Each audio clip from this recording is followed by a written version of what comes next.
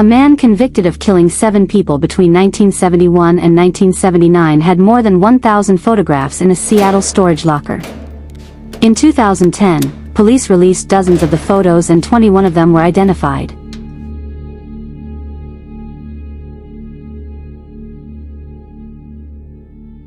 In 1979, police in Huntington Beach, California, were investigating the disappearance of a 12-year-old girl, Robin Samsoe.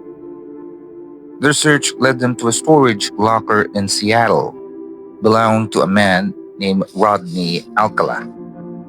What they found inside was not just evidence for their case, it was a mystery that would haunt investigators for decades. The locker was filled with a cache of photographs, hundreds of them. Many were of young women, teenage girls and boys. Some were in suggestive, even explicit poses. The police had their suspect for Robin's case, but they now had a terrifying new Do you question. think there's a pattern here? Who were all these people in the pictures, and what had happened to them?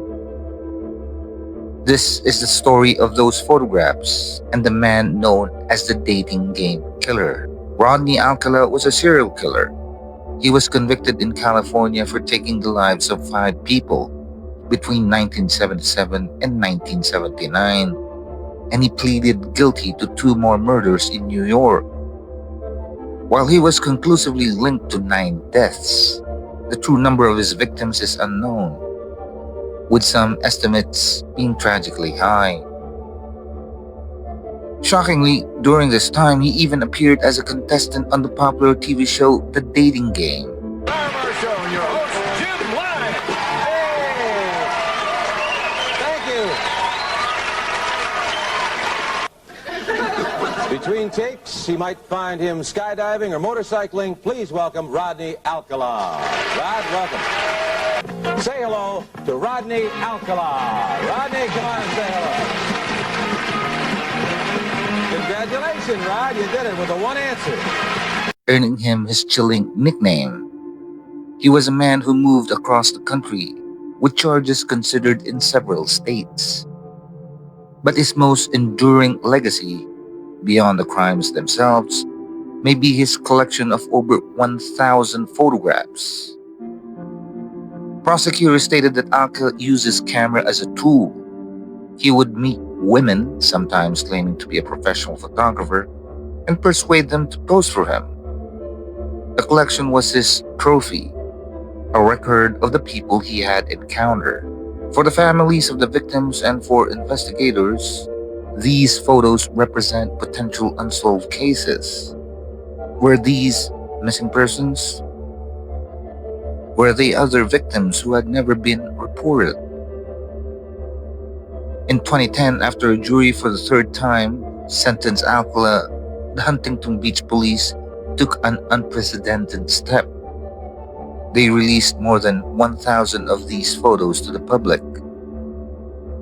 Their goal was simple, yet heartbreaking: to identify the women and children in the images, to find out if Alcala had harmed them, and to bring closure to any unknown cases.